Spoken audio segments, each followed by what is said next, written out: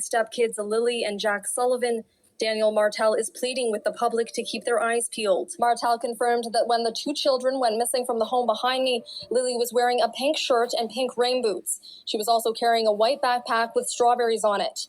Martell says although he didn't see Jack that morning, he is with a pull-up diaper on underneath and blue rain boots with dinosaurs on them. According to Martell, 4 days into the search for his missing step.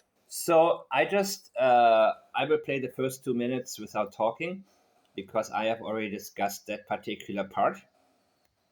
Kids Lily and Jack Sullivan, Daniel Martell is pleading with the public to keep their eyes peeled. Martell confirmed that when the two children went missing from the home behind me, Lily was wearing a pink shirt and pink rain boots. She was also carrying a white backpack with strawberries on it. Martell says although he didn't see Jack that morning, he is believed to be wearing a brown shirt, brown pants with a pull-up diaper on underneath. And this part I want to point out again. Who changed his diaper that morning? Do you mean he had the pull-up on all night? Did any of you get up? Were the kids just left alone to roam around the house? Or did the mother take care, did his mother take care of them? None of this has been said to us. Are you telling us that this diaper had been full all night? Because nobody in the morning changed it. What the hell is going on here? These kids are roaming around, and believe me, in the morning is when you need to change that pull-up immediately. At night it will fill up. Think about when your kids were in diapers. I'm remembering. You mean the kids just got up? The parents are drifting in and out of sleep. And I was always told, don't leave a 4-year-old alone, even for 1 minute.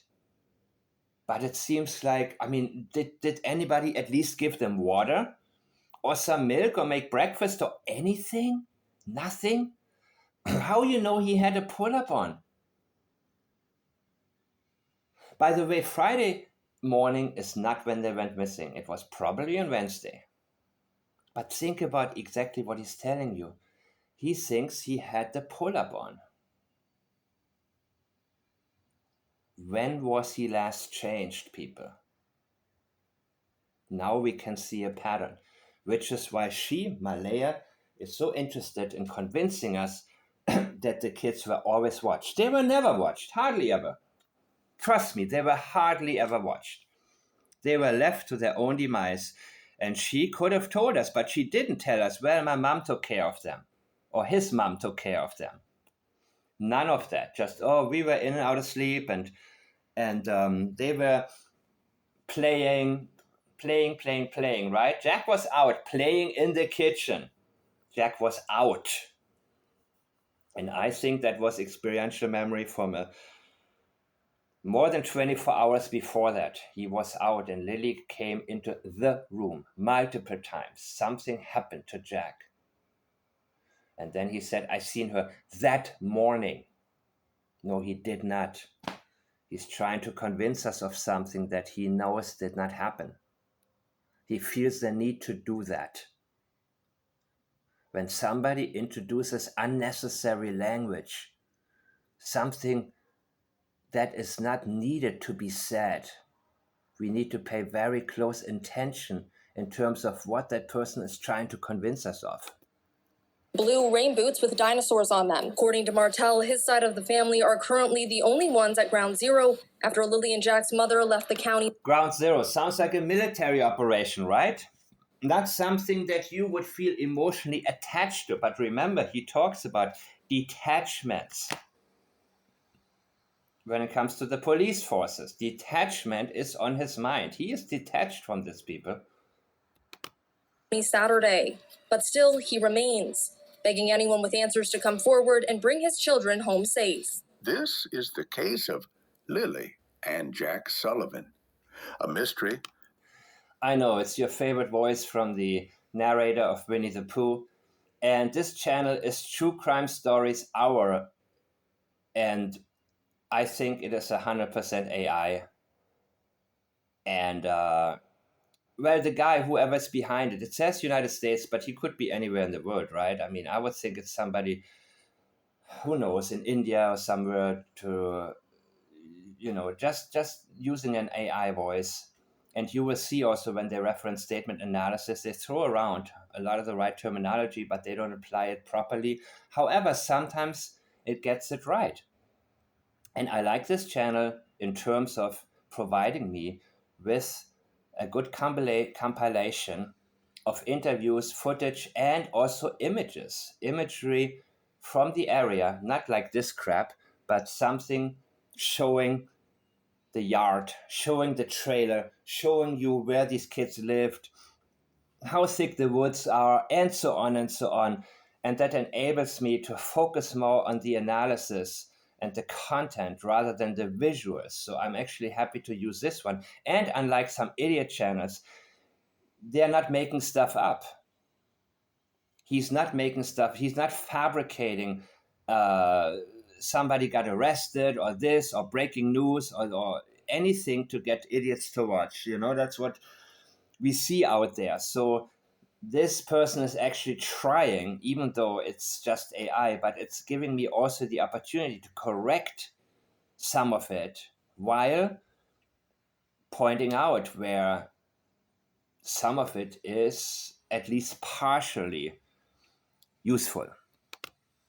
That has not only shaken a quiet rural community in Nova Scotia, but also raised chilling questions about the people closest to them.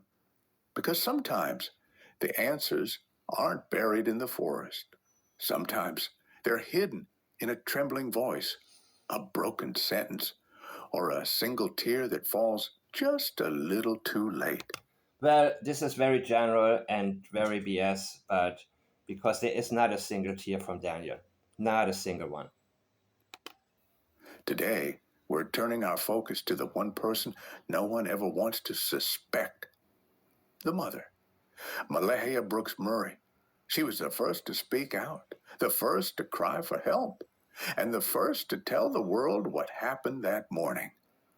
But in the world of statement analysis, the words we choose, the pauses we take, the emotion or lack of it, can say far more than we realize. So the question I'm not getting back into this. Is no longer just what she said. It's how she said it, and what might still be hiding between the lines.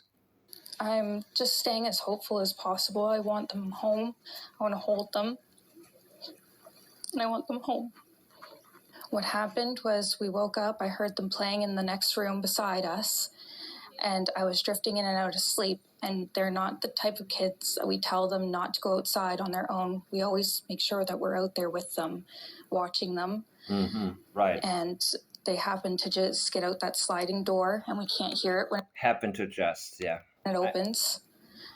And they were outside playing, but we weren't aware of it at the time. Malahia begins with a repeated phrase: I want them home. I want to hold them. And I want them home. In forensic statement analysis, repetition does not necessarily reflect genuine emotion. It can be an unconscious attempt to convince the listener of a feeling the speaker may not actually be. Remember all the things that Katie Proudfoot kept repeating about the search radius? The need to convince, the unnecessary repetitions. And sometimes, yes, of course, the way we speak, I've said it before, whenever Katie Proudfoot speeds it up and introduces long sentences while keeping others short, and she gets flustered a lot, that indicates to me that now she is performing a script and she's racing right through it. But in this case, and that is statement analysis, I'm convinced this person got it from AI because it's very, very general. And this is the type of AI reply you get when you ask, what is statement analysis? And AI at this point in time is not ready for statement analysis. Of course, it's going to change. They're going to maybe sift through my videos and get some, information on how to improve in that area. But we have to recognize changes in patterns. We cannot have tunnel vision. However, what they're actually telling us is usually what we need to focus on, face value. Not saying, well, what they really meant was probably, you cannot say anything for them that they're not saying themselves. Experiencing. The repetition of, I want them home, and the vague sentiment, I want to hold them, without offering any specific reference to her children, is notable. She never says their names, not. Yeah. And she always says they and them. She doesn't say anything specific about either of them. What is Lily like? What is Jack like? He does. But he also points out they were like best friends. And inseparable they were. So when he said Lily came into the room multiple times, he doesn't say what room. She came in multiple times. There must have been a reason. I seen her that morning. That's not necessary to say I seen her that morning. That's not necessary to add. You already indicate that's that would have been that morning, right? He's trying to convince us that morning. And Jack was out. Jack was out. Then he says playing in the kitchen, I'm guessing. Something happened to Jack that Lily could not get over. That's what I'm concluding here. And that there was maybe a decision made that Lily also needed to leave the house because they wanted to get rid of the problem, whatever it is that may have happened to Jack.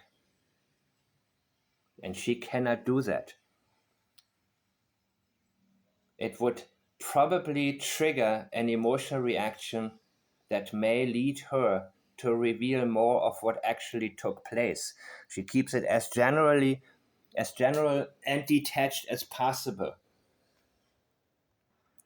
She's selling us on something. She's trying to get through this. She has no desire to talk too much.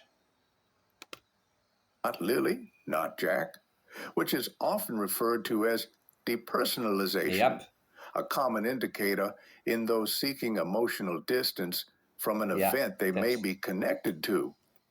She continues, what happened? And this part is absolutely true, that she wants to avoid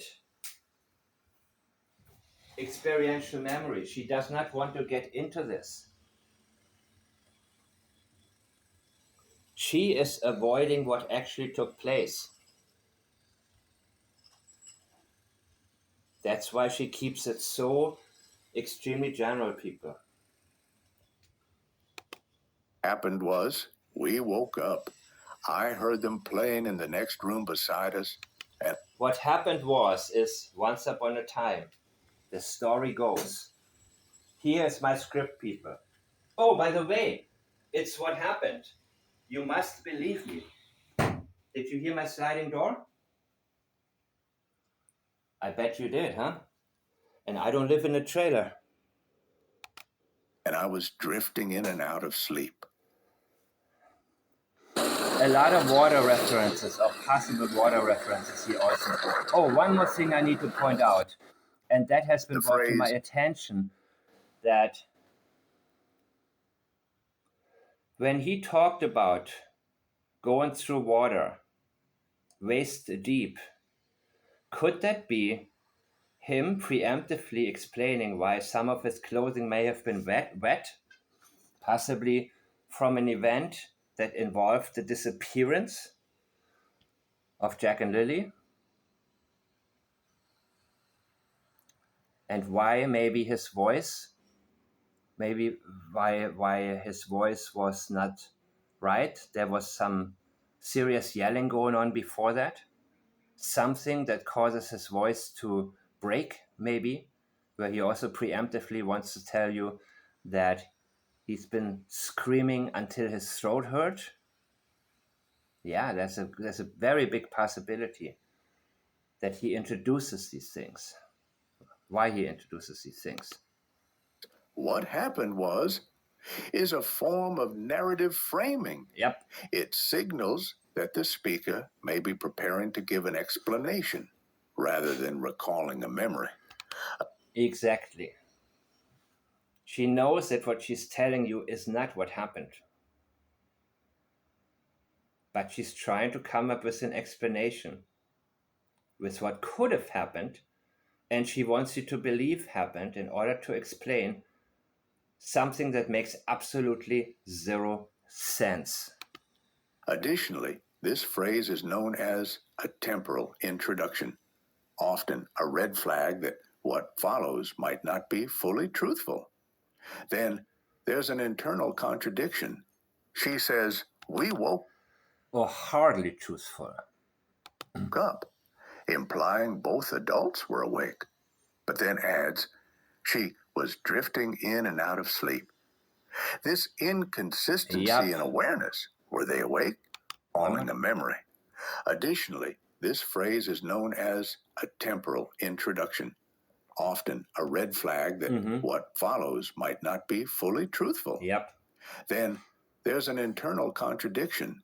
She says, "We woke up," Yeah. implying both adults were awake, Yep. but then adds, "She was drifting in and out of sleep." This inconsistency in awareness, were they awake or asleep, raises concern. Because now she has selective memory. She is excusing her selective memory. And she is telling you things that she knows for sure or is certain about. But anything else that gets uncomfortable, oh no, that's exactly the point where I was drifting into sleep. Oh no, now I drifted out of sleep. So you need to believe me this particular part.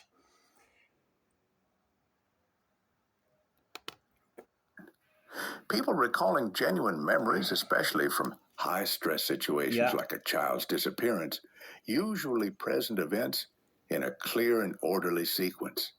She adds, "And they're not the type of kids we tell them not to go outside on their own." This is a character assertion, not a behavioral fact. The phrase, "not the type of kids," offers a generalized personality. Right. What did they do that morning? I don't care about the general thing. Remember Sebastian Rogers? He's not a runner except that particular day or night. You're trying to tell us he ran away. You're telling us that he didn't, actually. Analyze the statements. Don't assume anything. Assessment, not a specific account of past actions. It serves more as a defensive justification than an informative statement. Also, she doesn't say, They must have gotten out by themselves, but no, they're not the type of kids, meaning, no, we are responsible parents. We are not the type that just lets them run around freely for hours and hours and hours with no breakfast, no shower, no change of diaper, no change of anything. No. We are so responsible. Oh, by the way, this time they actually did it. They got out. What a coincidence, huh? they've never done it before, only that we tell them not to, which deflects responsibility to the children while emphasizing adult instruction. This is a common way to avoid direct blame. I told them, so it's not my fault. Yeah. Then she asserts, we always make sure that we're out there with them watching them. Yeah, right. The absolute term always is often viewed with skepticism and Always, right? Did she actually say always? Can't be always, right? Because you're trying to tell us at this particular point, that's not what happened. They must have gone out the sliding door.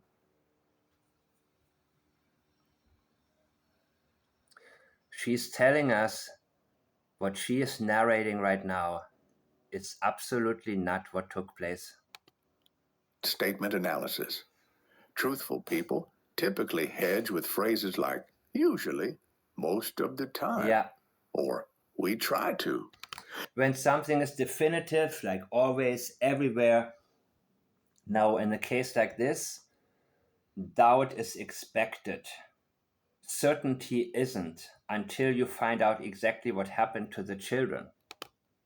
When someone uses always, they may be trying to portray an idealized version of reality, which is rarely accurate. And if they always supervise, then this disappearance should have been impossible. This leads to a logical inconsistency within her own account. Next, she says, and they happened to just get out that sliding door. Happened to, I just happened to. He happened to be. Think about the times when you heard this phrase, and even when you yourself may have used it. How accurate was it? What followed?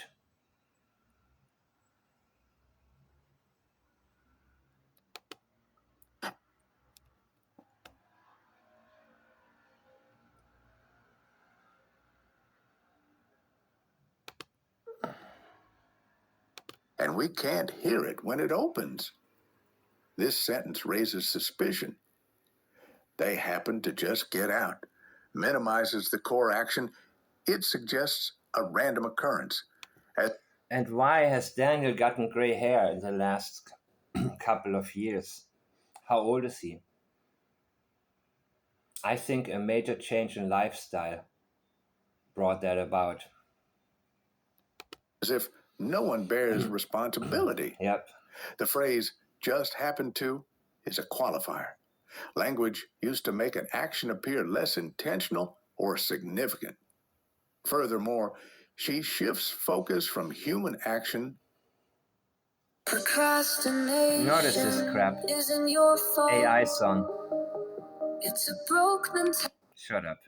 To an object. We can't hear it when it opens. Mm-hmm.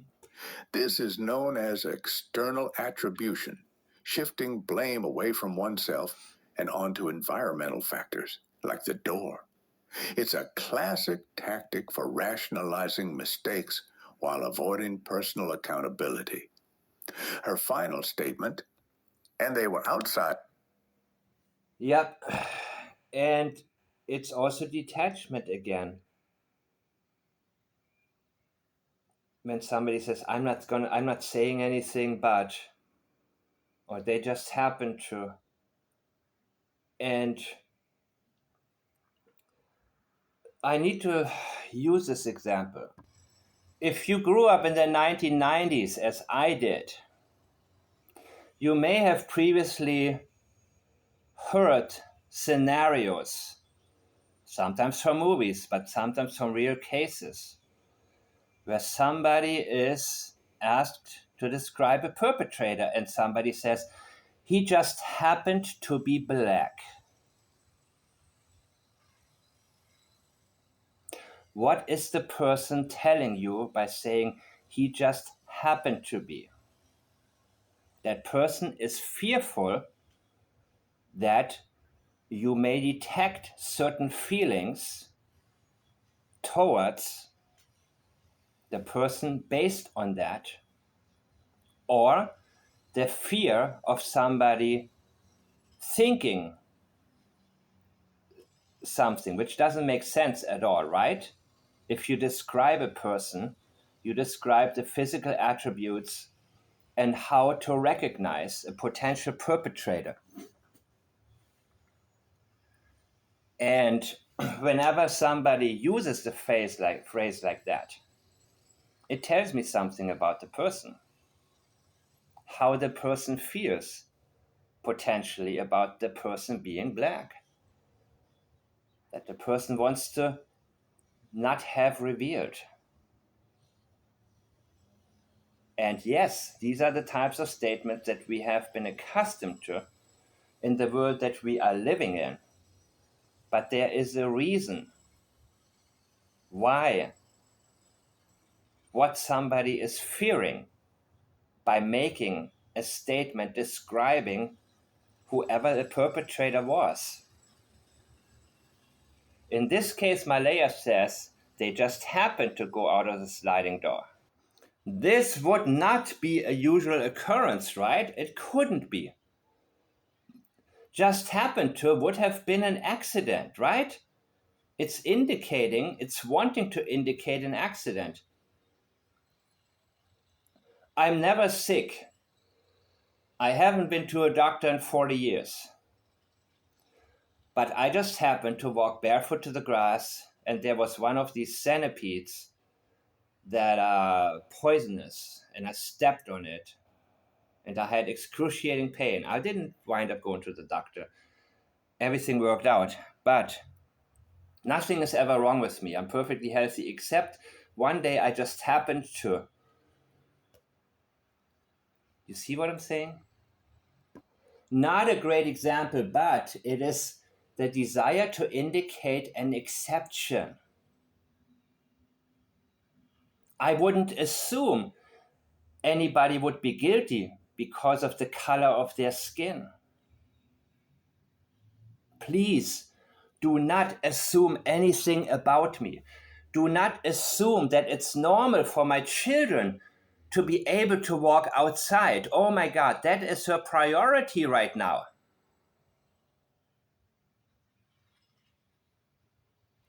You must believe me, this was either a coincidence or an exception. You're telling me these kids were up?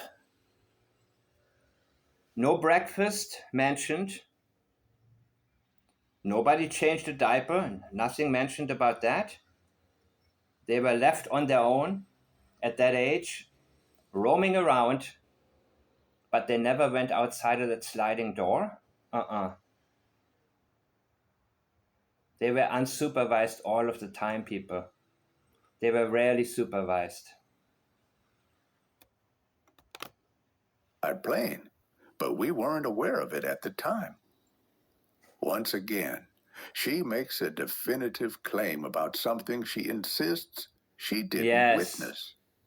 If she was drifting in and out of sleep and unaware the door opened, how can she confidently state they were outside playing? There's no direct evidence. That's a narrative, man. That is a narrative. They were not outside playing. Not that morning, people. Not that morning. Only an assumption, or perhaps a constructed narrative. This line is a conclusion, not an observation, suggesting the possibility of guilty knowledge. She knows what happened, but is pretending. Thank you, AI, for this partial analysis. To speculate.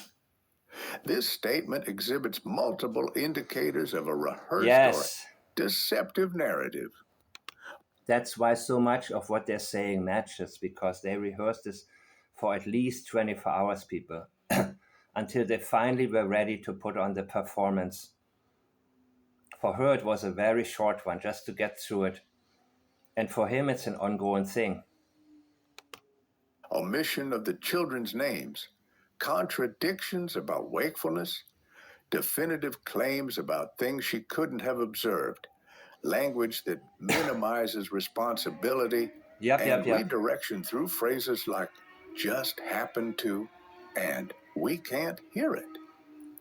When viewed through a forensic lens, this is not a spontaneous, emotional, and trustworthy statement from a desperate mother. It is a controlled narrative. Careful. Here, we want to know. A mother would want to know whatever the truth may be, not assume something. This doesn't make sense. So what could make sense? Let's not give up. Let's not talk about, what must have happened. So even if somebody else was to say, yeah, that's my sliding door, by the way. Was it silent? I'm not in a trailer. So you would not say this must have happened, case closed. You would think, well, that wouldn't make sense. So, and you wouldn't look down as she did. You would look up and look at everybody else while you're speaking, hoping to get some more answers. What do you think? Please explain. Look at me. Look at this door. Look here. This and that. Please come on in. Please, what can you add? What can you help me find answers to? You wouldn't say these are the answers because you don't have the answers until your children are there, and then you can say, okay, this is what must have happened.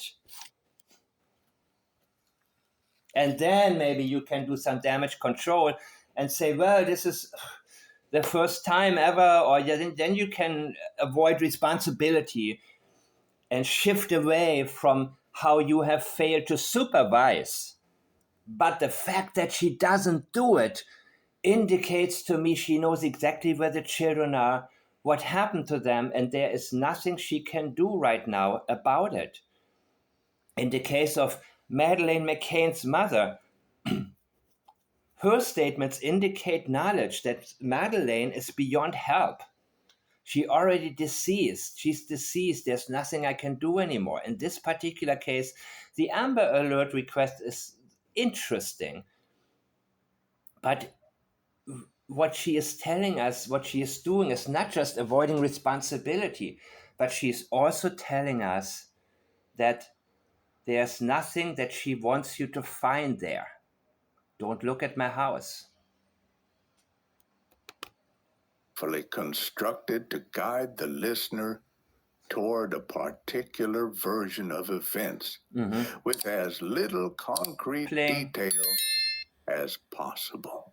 And the next thing we knew, it was quiet. Next thing we knew always indicates you're skipping time on purpose. Next thing we knew is a placeholder for something that is the key to the case. Before the room, it was quiet. Something very significant happened to cause the room to be quiet. And look at this. There's not one tear in her eyes. If you showed somebody this picture of her right now, and I did that with Chris Watts and not Jordan, the other Peterson,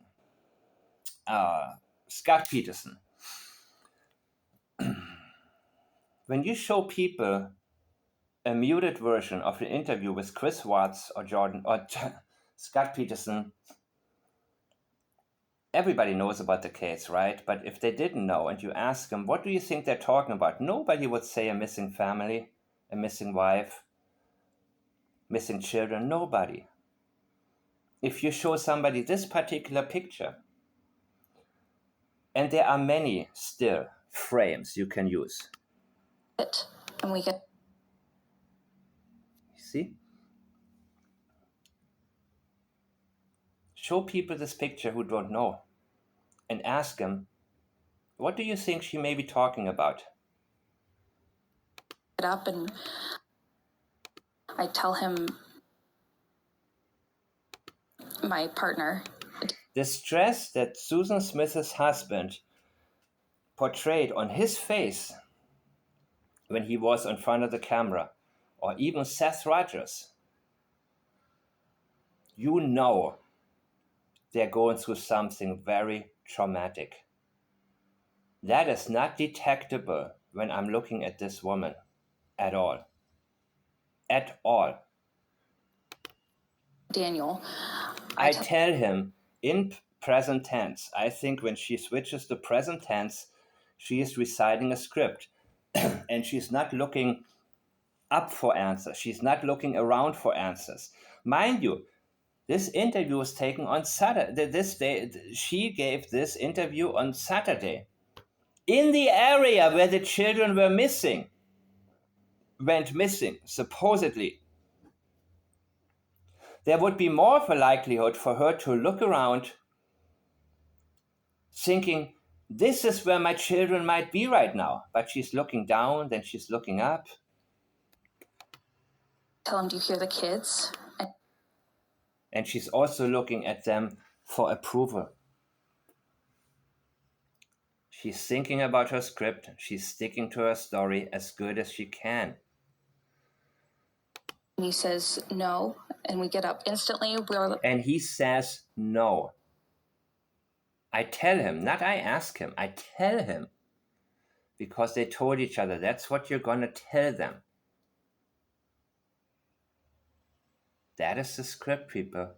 And it's in present tense. She's reciting it, she's living it right now. She's bringing the script to life at this particular moment. She's not in the past. She is detached from what happened in the past. She doesn't want to connect herself to her experiential memory. She does not want to risk it interfering with the script that both her and Daniel got down to the T. We're looking outside, we're looking everywhere, yelling for them. Everything in present tense. Even this one, I instantly... Did she say instantly? And I instantly just call 911. I just had the instinct I needed to call. Instantly. No. I think at least 24 hours went by since the disappearance. That's why she feels the need to inject instantly, because it was far from instantly. They're both really go-lucky children. They're so sweet. They talk to anyone. They'll talk your ear off. Anyone, not everyone, anyone. That's what she wants us to believe, that anyone could have them. As far out there as possible. They will speak to anyone in a store. Yep, anyone. Everyone. She begins this segment with, and the next thing we knew, the room, like it was quiet. The phrase, the next thing we knew, is a classic temporal skip. A linguistic indicator that the speaker is bypassing a span of time they prefer not to describe. Yep. In forensic analysis, I actually kind of like when somebody says what I says in a different wording, because I don't know, it's just and yes, you're right with your comment that we all have different experiences in life, and when we bring them all together, we can narrow in on what is more likely here in this particular case. We call this a temporal lacuna. It's often used by individuals trying to avoid discussing actions they took or failed to take during a crucial time frame. Rather than walking us through the moment she noticed her children missing, she jumps over it. Anything to avoid actual experiences. She wants to only go with the script. And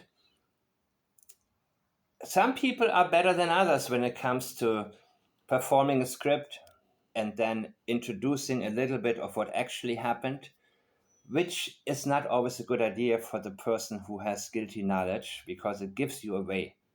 Your language always gives you away, including when you try to skip an event. She doesn't say what she was doing, how much time had passed, or what triggered the realization. Just suddenly, it was quiet. Why was it quiet? Did somebody die? And was that person removed and the witness the other child? Possibly. That vagueness is a red flag. Yeah. She follows it with, experience professional options trading with Interactive Brokers. Rated best for advanced options traders by Invest. Here we go. And we get up, and I tell him, my partner Daniel, I tell him, do you hear the kids? And he says, no. I tell him, do you hear the kids? Because it wasn't an actual question that she asked. Because they both knew the kids were gone. But they're telling each other, that's what we're going to have to say. Let's talk about the story. And it's not important to ask to let us know what the conversation was. You could just tell us, we didn't see our kids. So we searched the house, then we searched the yard, then we walked around outside because they only been gone 20 minutes, supposedly. So there would be no need to drive everywhere. He said, I did all the culverts. I got it here on my whiteboard still in the car, and did all the dirt roads. I did all the dirt roads. So, Julia Turner, thank you. You pointed it out. I did all the dishes. That's my task. I'm performing a task. Now the task is done. You don't say, I made this, I made sure the dishes were spotless and the house was spotless, and I washed because somebody very important was coming by the house for dinner. Then you would maybe not just say, I did all the dishes. I wanted to impress somebody. I wanted certain results. I wanted to impress. Here the result would be to find the children. He is not result oriented. He said, as soon as I seen they were gone, that's final. Immediately jumped in the car and did all the dirt roads. I did my tasks. I did it. Look, people, checked. Did all the dirt roads, all the culverts, checked over the rivers and streams. Check. Check mark. Done. Now leave me alone. Look, I did it. What you want from me? Don't look at me. No, people. No. Here, we see a shift to present tense. We Present get up, tense. I tell him, he says, even though she's recounting a past event. Yep. This tense shifting... And I mentioned this before, and now I haven't seen this. I actually like to react the same way that I presented to you what I'm watching right now. Can signal that the speaker is reconstructing a narrative in... And I'm making sure I tell you that I'm not here to bother you with saying things twice. real time, rather than recalling a genuine memory. It may be unconscious, but in statement analysis, it's often a sign of fabrication or like I said, rehearsal. Yes. Moreover, the fact that she explicitly identifies Daniel as my partner, Daniel, feels overly formal for a high-stress, emotionally charged memory. People in distress... Then he, my partner Daniel, she doesn't even at first want to mention his name. She feels very detached and she doesn't want to have anything to do with him anymore. But she realizes that people who listen may not realize whom she is talking about. So she needs to identify him in some way. And partner is a very neutral way to put it, man. What kind of partner is he? You know what I mean? Not my boyfriend, my husband, my better half, my what you say these days?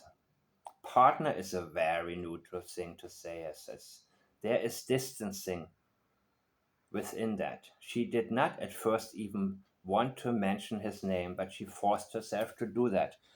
And I think that in these 24 hours or more that they prepared for all of this, her mind was already made up. I'm done with this dude. My life has gone way downhill since we've been together, and now I hit rock bottom. We hit below rock bottom with what happened to my children. She knew already. She was already done with this guy. But she has to get through this in order to avoid consequences. Don't usually narrate their relationships in that way. They default to my boyfriend. Yes, or simply Daniel.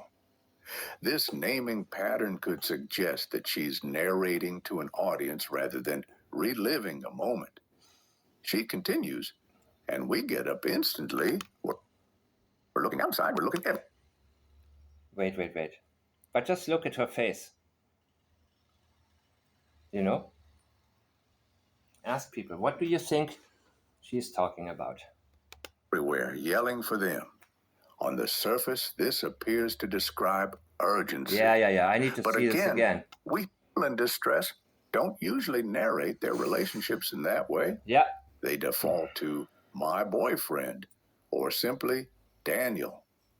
This naming pattern could suggest that she's narrating to an audience rather than reliving a moment. Yeah. She continues, and we get up instantly. We're looking outside, we're looking everywhere, yelling for them. On the surface, this appears to describe urgency. But again, we have generalized actions. Looking everywhere, yelling. There are no specifics, no mention of which. And again, you don't look everywhere. As long as your children are missing, you will never say I looked everywhere. You think about where you haven't looked. Obviously, you haven't looked everywhere if your kids are still missing. You think about all the possibilities, what could have been missed. But wanting to avoid looking close to home, saying you looked everywhere, expresses the desire to push people away from there and tell everybody, you don't have to look here anymore. You don't have to examine anything I'm saying or anywhere that I say to you I have looked, because this area is clear. Only the footprints, right? Hardly any evidence. The footprints, the shoe print could be evidence that at least one of these children was walked to a vehicle. And what about the tire tracks? Feel free to leave me a comment if you know more about that. Were there certain tire tracks that Daniel wanted to make sure he explained by driving around? The wet clothing, yes, I went waist deep into the water. The lack of voice, no, there wasn't a yelling match between me and Malaya. That was because I screamed their names. Tire tracks, oh, no. That would have been from this particular morning, me looking for them, when I should have walked into the forest because they were only away for 20 minutes, and a 4-year-old cannot walk more than maybe, 80 yards in 20 minutes. In that thick forest, even less. No. Everything is preemptive. Doors were checked. Yep, the only possibility, the sliding door, right?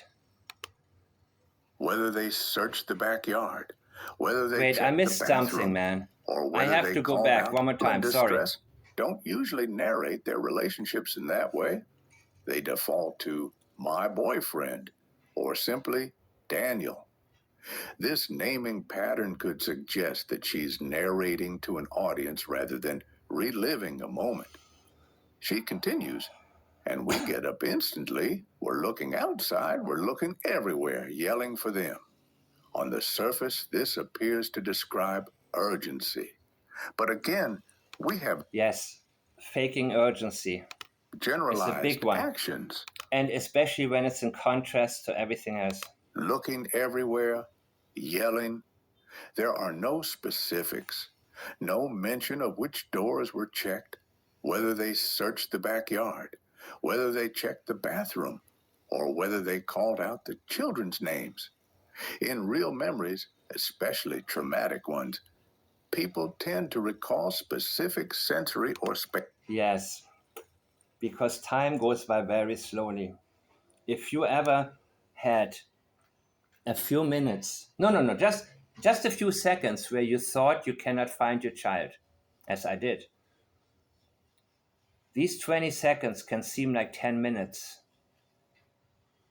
And you remember everything. You pick up on everything. You have this hormonal reaction and this adrenaline that allows you to intuitively pick up on everything in your surroundings. That's what nature provided us with to protect our children. Facial details, what they saw, heard, touched. Or smelled.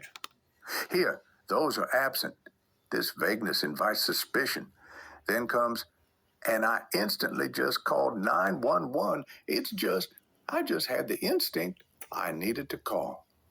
The word just is repeated twice. Once to minimize her action, I just called 911. And I prefer actually this AI statement analysis, which is at least partially correct, to people who run a channel and think that they need to not analyze, but interpret something in many different ways, hoping one of those ways is going to stick, confusing the listeners. And again, as part of a justification, just had the instinct. Mm-hmm. In forensic linguistics, how are you going to tell me, my kids are missing? I just had the instinct to call 911. She wants to portray herself as just a regular mother. Sorry about that, but okay. She has been anything but a regular mother in this case. If you walk around your home, your kids are not there. You walk into the yard, the kids are not there. You look around, the kids are not there. You call 911. And you don't need to explain why you did it. But maternal instinct is something she wants to portray. And that indicates that she knows she has maternally failed the kids. Over-explaining or justifying actions that should be obvious, like calling 911 when your children are missing, is often unnecessary. Not often, unless always. The speaker feels a need to defend themselves. Yeah. The explanation implies self-consciousness, as if she anticipates being... No, not just self-consciousness. Or specifically, her realizing, again, that she has failed, but more than just failed, in my opinion, in this case. But she wants to tell you that this was a natural thing for her to call 911, but it wasn't. They planned this for 24 hours at least to come up with what they're going to say when they call 911, how they're going to present this case. This was anything but instinctively, because they did not want to do that. Same way Katie Proudfoot. At 6 a.m, she woke up. Then she says, I picked up the phone and called my husband. You didn't need to tell us that you picked up the phone. But it was a very heavy task for her to finally get to the point where she says, this is D-Day. Now it's time to change. Our life will change forever now. We now have to face the authorities and we have to face the public. And of course, in the case of Chris and Katie Proudfoot, they didn't expect so many people to pay attention to their son that they wanted to get rid of, in my opinion, Sebastian Wayne Drake Rogers. That was a surprise. The worst nightmare come back to life is how Katie Proudfoot described it. And this woman, Malaya, she is talking about instinctively. No. That had nothing to do with maternal instinct. This was well prepared. And they delayed this because they knew they were not ready. Now she feels she's ready enough to give this one interview, and then she disconnects. Questioned about why she acted the way she did. Truthful people typically don't explain obvious behavior. They just describe it. Yeah.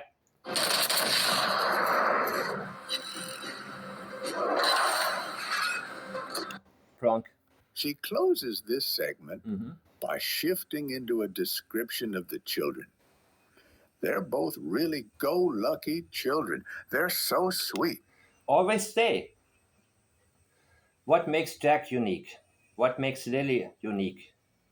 No, she's avoiding this. Generalization is much easier for her at this point in time. They talk to anyone. They'll talk your ear off. Yep. They will speak to anyone in a store, everyone. They will. As in, everything is in the present tense because you're reciting a script. But from the view of the present tense, which would have been the past, but it is in her mind, going through the script and finally performing it, that would be a future event after they would have run away, right? They will, after disappearing, talk to anyone in the store. So they must have been picked up by anyone. Look anywhere, but don't look at us. Don't examine us any further. This sudden change of focus from her actions to the children's personalities is curious. It's not inherently deceptive. And again, this is where they're missing out. AI is missing out on pointing out that a mother, even when both children are missing, she will probably talk and talk and talk about each one of them and not be able to hold back. Jack could have gone this way. Jack is the kind of kid who likes bugs. He gets sidetracked. Maybe he will walk onto the street. Maybe he will lose focus of what's around him and just follow. And Lily would be the kind of girl who maybe screaming for help, but maybe running to the wrong people and asking the wrong people for help and anything. All of these things would be expected from a mother who has absolutely no idea what happened to her children. She would go into the individual characteristics of each one of these children and explore more possibility rather than telling you she looked everywhere, everything is done, everything is... That's not what you will do until you have the children back or the answers in terms of what happened to them. But it may be strategic. By highlighting how talkative and friendly the children are, she subtly plants the idea that they might have wandered off or spoken with a stranger, creating an alternative explanation for their disappearance without explicitly stating it. Who makes these types of videos, In statement analysis, this is known as narrative priming, introducing details that guide the audience toward a specific theory while maintaining... Or conditioning the audience. Preemptively conditioning to something that she wants to possibly later on introduce as the only possible scenario, as in the only direction that she wants people to look at. Maintaining plausible deniability. What's absent here is equally important. There's no mention of fear, no sense of disbelief, no emotional leakage. None. Zero. The tone is oddly composed. And for a mother claiming to have just realized her young children had vanished, that absence of emotional chaos, linguistically or otherwise, is striking. Either freaking out in front of the camera or trying to hold back, your energy being on containing your emotions, not being naturally relaxed. The entire segment reads more like a constructed chain of events than a raw recollection. Hell yeah. And that, in forensic terms, means this statement should be treated with no caution. Kidding. I appreciate the huge search effort going on right now, but we've been pushing... Again, potential water reference, surf. Are they in water? appreciate the surf, taking them out somewhere. I don't know. All possibilities indicated should be considered. For an Amber Alert, which hasn't been issued, not just that they could possibly be abducted, which it is a possibility that they could have been, but just an alert to let everyone know that they are missing. We had people text me saying that they weren't aware someone else let them know that they were missing, and it would just be nice if everyone could be alerted. We thought maybe that we found tracks, but it's still uncertain. It's been raining and they're probably soaking wet, but with the sun today, I'm hopeful Again, that they are feeling water reference. They're probably soaking wet, right? How would you know that if you're telling us they're talking to anyone and they could be with a stranger or maybe found shelter somewhere, that they would be soaking wet right now? All of this is also referencing water. warm. I'm hopeful that they are feeling warm. Not they are warm, but feeling warm. Which it is a possibility that they could have been, but just an alert to let everyone know that they are missing. We had people text me saying that they weren't aware someone else let them know. We had people text me. Interesting choice, right? She does, but then she didn't say, I hope they are warm, that they're feeling warm. Listen to this. In the backyard because they go looking for bugs and grass to feed the chickens. And when I noticed they weren't there, I jumped in my vehicle and surveyed every dirt road and culvert I could find. Martel 33 said the pair probably slipped out a back door. Martel 33 said the pair probably slipped out a back door. They went to the back sliding door, and it's virtually silent when you try to open it, he said, adding that both children were home from school because Lily had a cough. We only found 2 boot tracks outside of the house, about 10 feet away from the backyard. Asked why he thinks the pair may have been abducted, Martel said, No. I have no idea why anyone would want to take them, but they're easy to take. If they would have wandered to the road, they would get in any car as long as you offered them food or water, or even candy or anything like that. Or even to see mom and dad, they would immediately get in. I have never... So, even see mom and dad. That was last. That should be first. If somebody said, imagine they're wandering off and it's cold and wet and candy. And last he mentions even to see mom and dad. And he said before they want to go with anyone. Were things so terrible at home that they would have rather been somewhere else, even to see mom and dad? That should have been the first thing. If somebody came and said, you know, I can take you to your mom and your dad. Come on in. But candy? Know that they were missing, and it would just be nice if everyone could be alerted. We thought maybe that we found tracks, but it's still uncertain.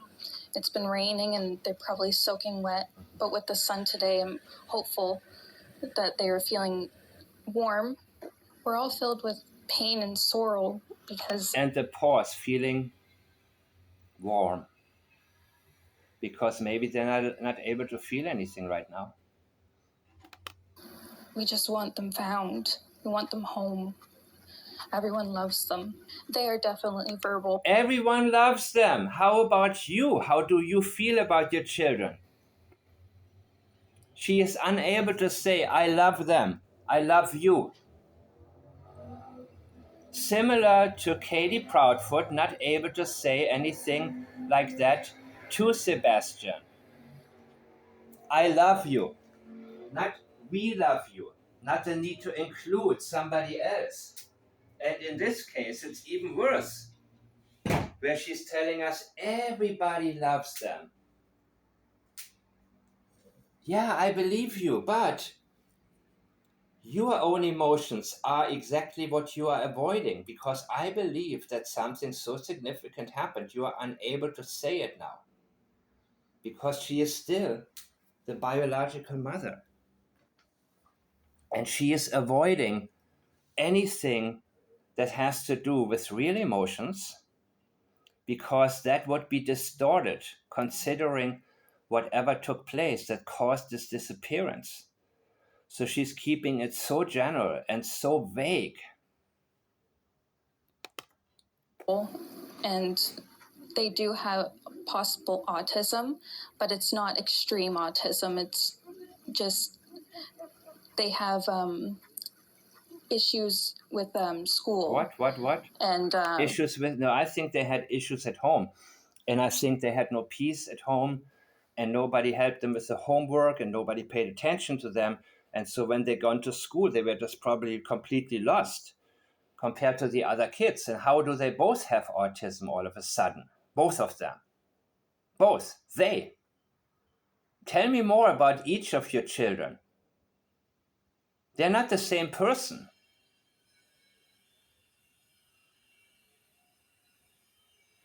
You see, in the case of Sebastian Rogers, I think autism was used to mask trauma-based behavior. And it's easier to say, oh, he has autism, there's a chromosome missing, something like that. By the way, show me the evidence, please. In the case of Brian Koberger now, you see autism. He wants to avoid the death penalty. Autism is often introduced in order. Okay, let me say it like this. If you think they had autism, press 1. If you think no, press 2 in live chat.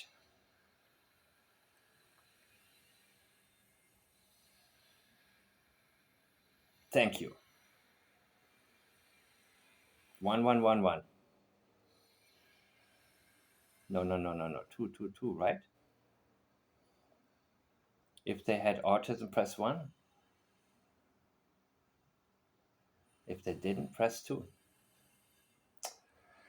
Anyways, where did I get this from? The reporter room. Yeah, not important. So I'm going to close. No, I want to get through this actually. Listen, people, this autism is used to mask neglect-based behavior. They were not able to catch up with the other kids. He still had a pull-up.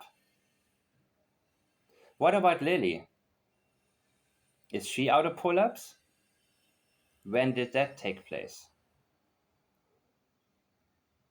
Well, I would say, there's something indicating in his language that he may have also worn pull-ups at least at times, but I need to listen to this again, to be honest with you. If you caught something, feel free to leave me a comment.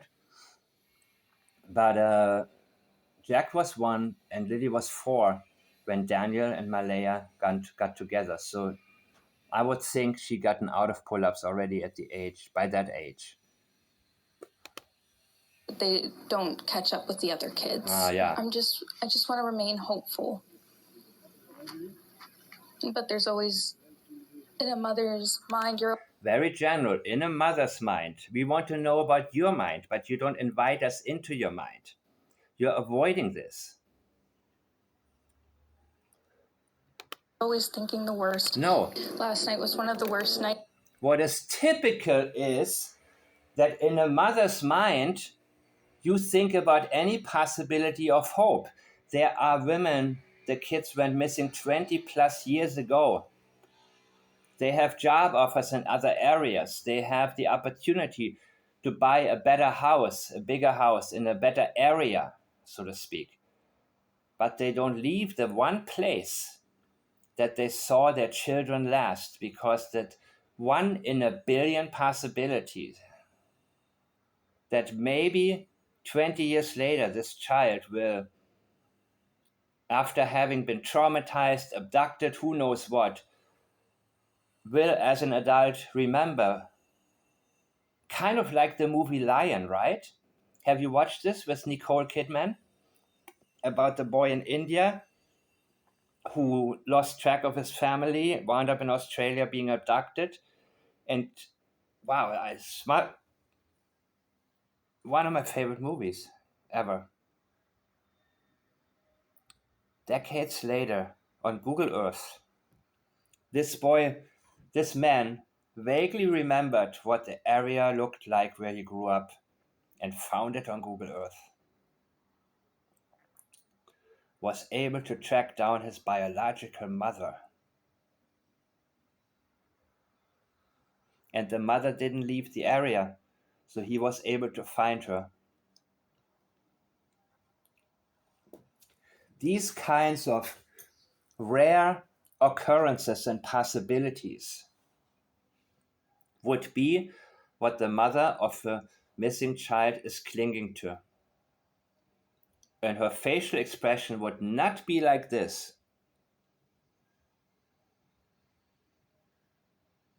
Maybe decades later, my child, as an adult, will remember how to find his or her way back to my home. So I'm not leaving the home. I can't leave the last place I saw my child. That's very different here. She has no more reason to be there. It's because And when he talked about her family blaming him, that could also be not necessarily saying Malaya is innocent and he did something to them. It could also be general blaming, as in Malaya's life was on track until she met you, you idiot. That's when she started allegedly getting into drugs, becoming a neglectful mother, leading up to what we are dealing now. But he also doesn't want to tell us exactly what her family is allegedly blaming him for. He doesn't want to tell us that. So I'm thinking it's actually more about them not necessarily saying you must have done something and she, well, it could be that. But also it could be just, you see what happened because of you and that lifestyle and what you're doing. And this woman, she was a beautiful woman who could have done a lot better. She wound up in your damn trailer with your druggy friends allegedly, and now she became just like you. And that could also be it, but he doesn't want to tell us these details, right? I want to know, what did your family say, Malaya? What are they blaming on Daniel? they didn't have them in their beds. Last night was one of the worst nights. No, it would be the worst night. The first night that you don't have your children in their beds and with you and don't know where they are, that would be the worst night. The first night. At this point in time, that would have been last night. The first night they were not in their beds, right? Which would be the worst night of your life, but it's one of the worst nights. So which was the worst night? The night before? Or before that? She's telling us last night was not the worst night. Because the children had disappeared or been disappeared before that, making a night before that the worst night. And I don't want to go through that another night without them. She shifts. Another night. What, a Just third night, a second night, or a third night? extremely sweet kids. I appreciate the huge search effort going on right now. This marks a Yeah. Well, let's go on. pivot from emotional appeal to public acknowledgement, which, while seemingly grateful, may serve a strategic purpose. In deceptive statements, subjects often include positive remarks toward authorities to appear cooperative or supportive, especially when they may privately resent law enforcement. You wouldn't focus on what they're doing if it hasn't brought any results yet. Scrutiny. The lack of specific gratitude, e.g., no mention of names, moments, or actions taken, keeps the praise impersonal. Then, but we've been pushing for an Amber Alert, which hasn't been issued. The word but introduces contrast and defensiveness. She now shifts into a position of blame toward external systems. This is a key feature in deceptive or deflect. Similar to Chris Foot wanting the search and Katie, he's out there. Look look as far away from our house as possible. Deflective narratives, redirecting public frustration or suspicion toward institutions or authorities. It's not the mother's fault. Because she is grateful to the people who haven't found anything.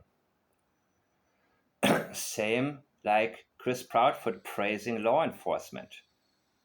He's very happy with what they have done. What have they done? Not found Sebastian. He's happy, she's happy, they're looking in the wrong direction. It's this. And she wants to lead them further away from the right direction. As far away from their house as possible. Which is where, in my opinion, that major event took place that led us to Lily and Jack not being at home. System's failure. She frames the absence of an Amber Alert as an injustice, without considering the specific criteria for issuing one. This, again, points to external attribution, a deflection of responsibility onto others. Her next sentence is particularly revealing, not just that they could possibly be abducted, which it is a possibility that they could have been. Yep. But she's not telling us, I think that they must have been abducted. She's not saying that. She's selling you on a possibility. She's trying to sell you, please look at that at least as a possibility. The same when this fake tape was, that PI, not fake tape, a real tape, but in my opinion, insignificant tape was being introduced. They want you to look at anything other than them. Spin your wheels and make it official that they were abducted. Let the public think they were abducted, because then nobody's going to look at what happened at your house. This is hedging language full of qualifiers. And what does bring them home means? Which home? Because you already, the same day, wound up leaving that home. So that wouldn't be the home, right? Where is home? Why not just say, I want to find my kids, like Seth Rogers said. I want to find my son. I want my son. Even more direct. There's no need for all that rhetoric. I want my son back. I want to have him. I don't care where, what home, anywhere. I take him somewhere else. We move somewhere else together, wherever. It doesn't matter the physical location. I want to be with my child. That is absent here, people. Just possibly could have. It's careful, cautious phrasing that allows her to introduce the idea of abduction while preserving which plausible she knows deniability. didn't happen. Yep, happened, If the yes. theory proves false, Exactly. She cannot lie directly and tell you that's what she suspects or thinks, because she knows there was no abduction. That's why she only can introduce something very vague. It's harder to lie directly, people. It's not easy to lie. And she is a prime example, which is why she no longer has the energy to even make a new Facebook update. Her Facebook is open now. she can fall back on having only speculated. Yes. If it gains traction, she appears prescient. This level of narrative control is... If it gets traction, she will run with it. And I don't want to say enjoy the ride, but yeah, enjoy the ride. The same Chris and Katie Proudfoot, when people look in all the right directions, all the wrong directions, sorry.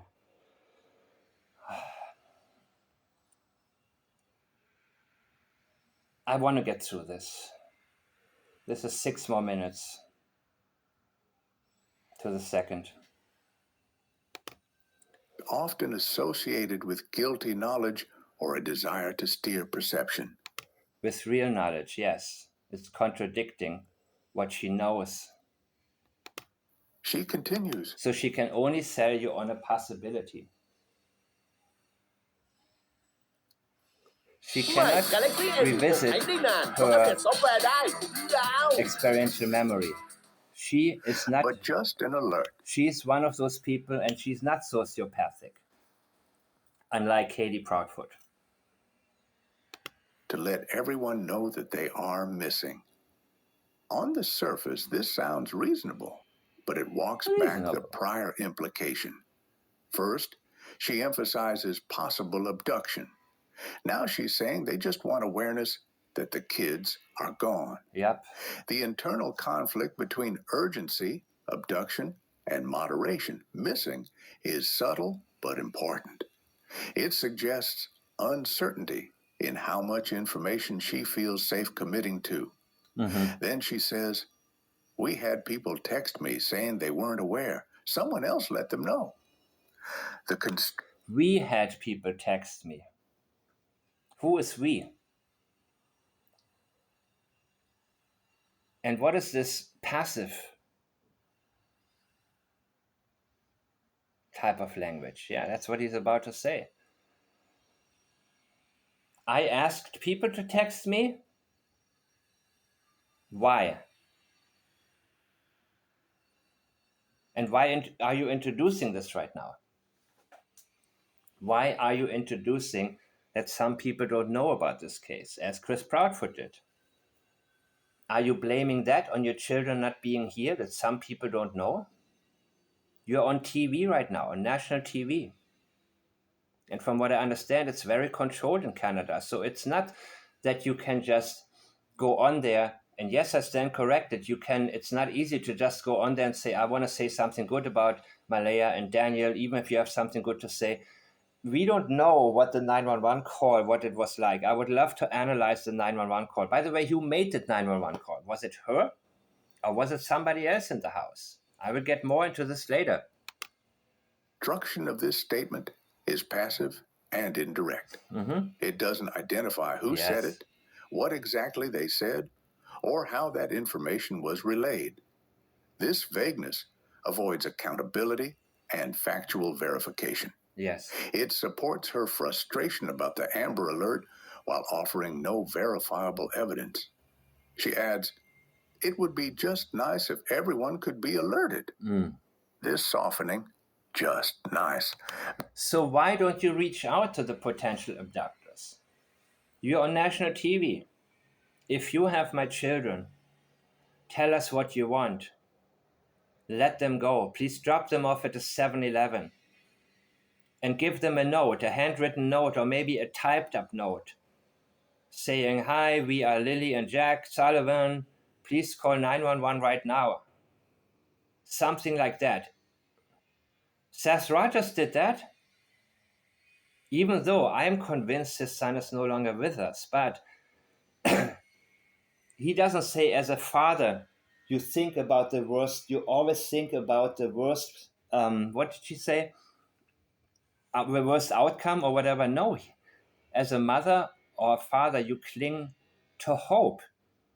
Even you are the last person to give up hope. You don't allow yourself to think about the worst thing possible. When you stop searching, that's when you lose hope. That's what Seth Rogers told us. Even though when he's alone at home and the lights are out, he probably realizes that it doesn't look good, man. Minimizes the severity of what she's advocating. Again, it sounds polite. Yeah. But it dilutes the emotional urgency. And you're not expected to be polite as a mother in the situation. You are not expected to be. You can be rude, you can freak out, nobody will hold that against you. People will say, oh my God, I can only imagine what I would be like in her situation. That would typically come from a mother whose 2 young children are missing. Yeah. This emotional flatness is inconsistent with genuine panic or desperation. And exactly that is what happens when you verbally try to express urgency, but the rest of your statements are not urgent whatsoever. We need consistency in a statement to be able to say, this is genuine. She is urgent about the situation. She is not. Malaya is not urgent about it. Then she introduces a new element. We thought maybe that we found tracks, but it's still uncertain. It's been raining and they're probably soaking wet. The use of probably soaking wet attempts to add urgency or sympathy, but again, it's guesswork, not grounded in experience. It also reaffirms her focus on environmental factors over verifiable actions. She pivots again. But with the sun today, I am hopeful that they are feeling warm. This line is incongruous with the presumed level of fear. She doesn't say she's terrified or imagining them hurt or hungry. And while you have hope, you wouldn't say they're feeling warm and that is good enough for you. They will still be hungry, scared, desperate, lost. Is that all you hope for, that they're feeling warm? She's using the term just all the time, similar to Katie Proudfoot. She is minimizing. This is when she would think about what the kids are going through. And that would be the worst on her mind. As a mother. No, you would have hope for the outcome. But the worries about what your kids are going through, none of that is being expressed. And simply limiting that to warmth is also not expected. She says she's hopeful they feel warm.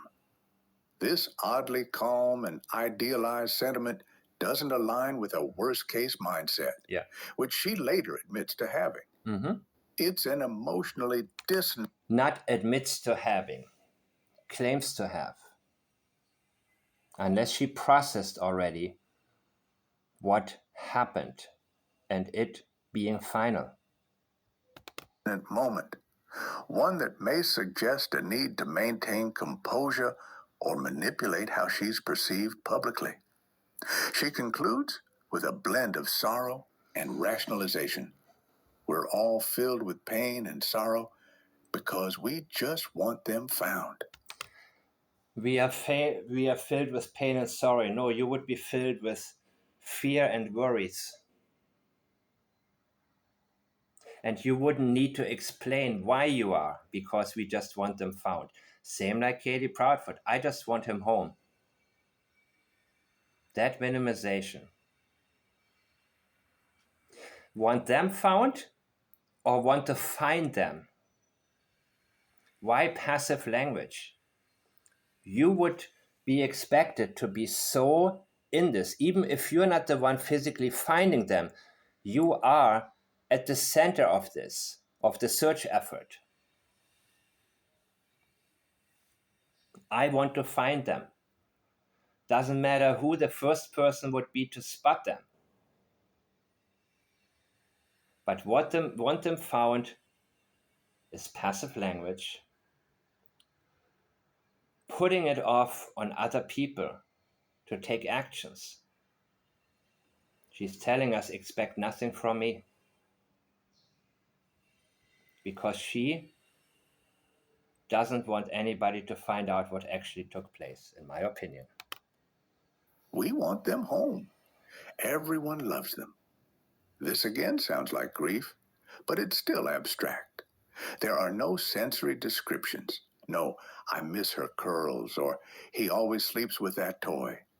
It's all generic language. Sympathetic, yes, but not personal. That absence of personal imagery can be a sign of emotional distancing. And finally, they are definitely verbal, and they do have possible autism, but it's not extreme autism. It's just they have it. Because it's not autism, in my opinion.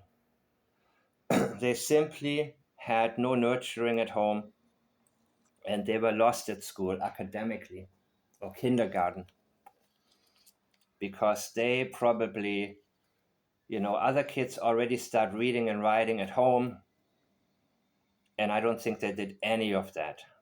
And I think that's what also Malaya's family blames Daniel with, for the changes in her, Malaya, who may have not been like that all the time before that. So they may say, well, ever since she gotten with that loser, that's when things went downhill. That's what it all seems to be. Not necessarily Daniel did something to them that she wouldn't have any idea of, because she would know. What Daniel is trying to sell us makes absolutely no sense. And he says, they're saying that I did it. I did something to them. And that sounds like an embedded admission to me. That I did it. I did something to them. I had done something to them.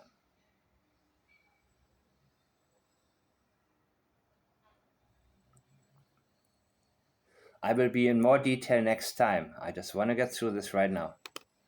Issues with school, and they don't catch up with the other kids. This is disorganized, hesitant, and filled with self-correction.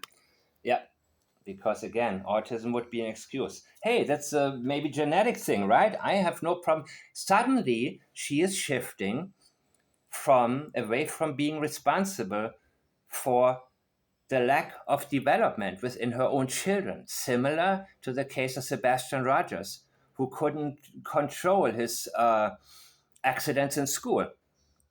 But it cannot be that he experienced trauma under Katie and Chris's watch. It must be something genetic. So suddenly you move away from being a neglectful parent to an overwhelmed parent of a child with a genetic disorder. That's what she's trying to sell us on. We tried our best, but we actually did so much, because you can't imagine what it's like to have a child with autism. And we are so overwhelmed, and it is such a tragedy for us, and be happy you don't have a child with autism. These are the kind of thoughts that people want to plant in the audience. Moving away from responsibility, and even more, making them look as parents who went above and beyond, trying to cope with something that their children have, rather than what they themselves have caused or contributed to. She introduces a medical or developmental condition, but immediately minimizes it. Possible, not extreme. Yeah, because it's not the case. Just issues. Just issues. The fragmented nature of this Again, I just want them home. Just. That's minimizing, people. Disclosure may reflect discomfort, guilt, or fear of being judged for not disclosing earlier. It could also be a narrative setup to suggest they may have wandered off due to a lack of awareness. Same with Sebastian Rogers. He never walked off. Oh, by the way, this night he did. Not only did he walk off without his shoes on, barefoot, right? Oh, but later Christopher says sometimes he sleeps with his socks on.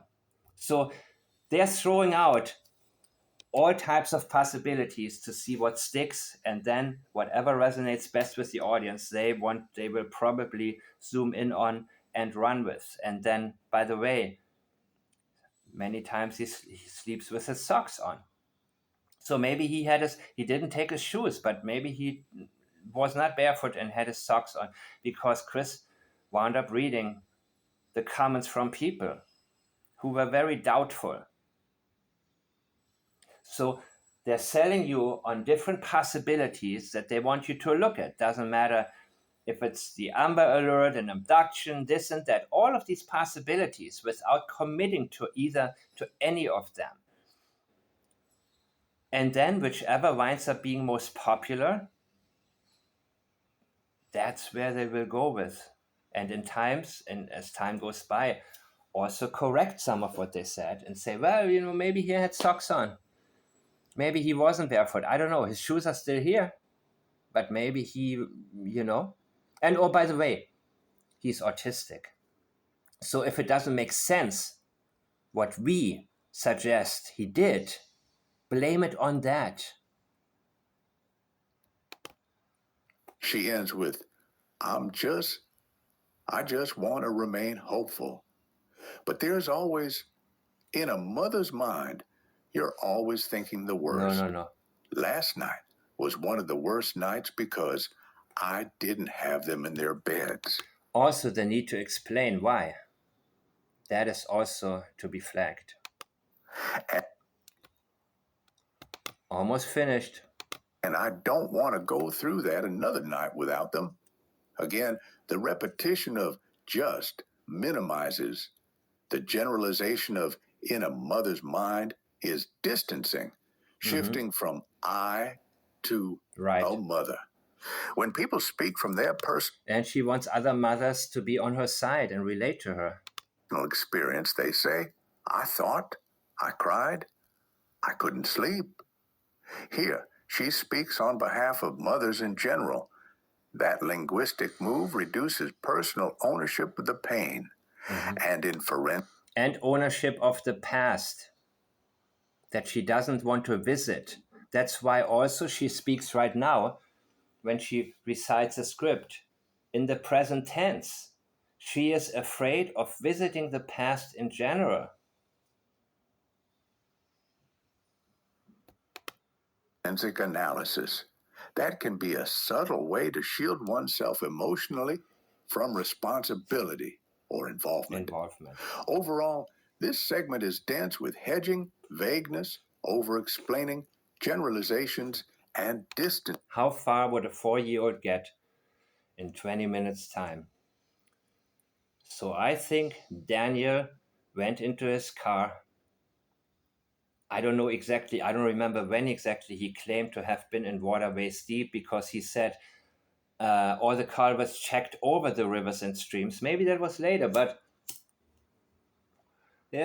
by the way, they found the boot prints of a child, but what about his boot prints or other people's boot prints?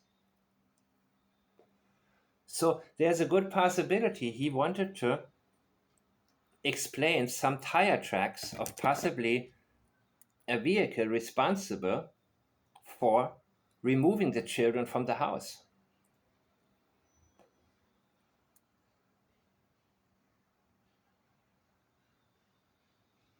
We are almost done, people, but again, let us know what you think. Let us know if there's new information.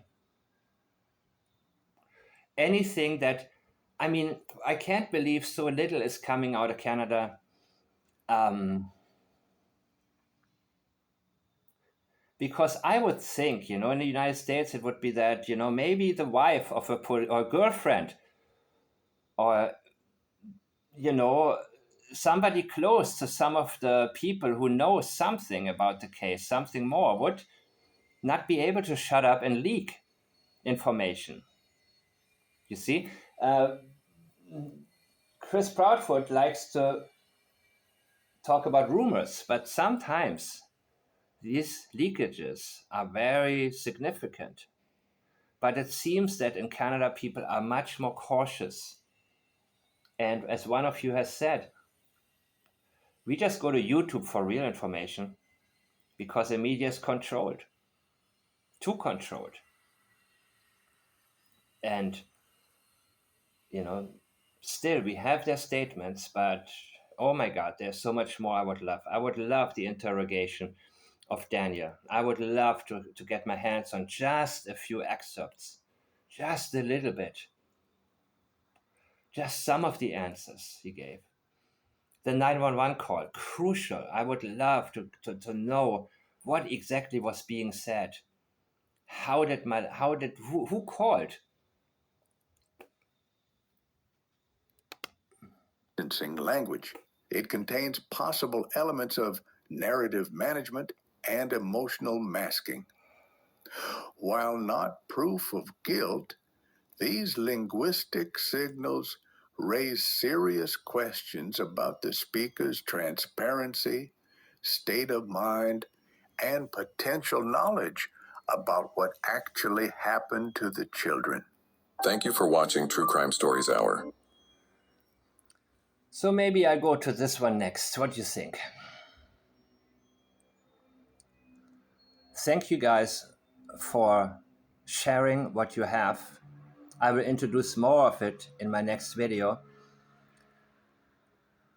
Yeah, this is guilty knowledge indicated on both of them, Daniel and Malaya.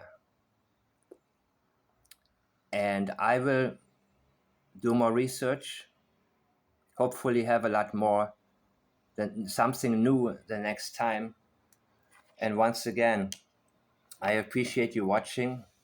Please share my video with anybody who you think may be confused, having spent time, watching something that just throws out a lot of possibilities and nothing, and has no skin in the game, if you will. Like DD said, no skin in the game. I believe we are on the right, I know we are on the right track here, but there's a lot more missing. So anything that any of you can bring to my attention, you can message me, you can email me, and I'll see you next time. I'm Mike the Man, and I'm out.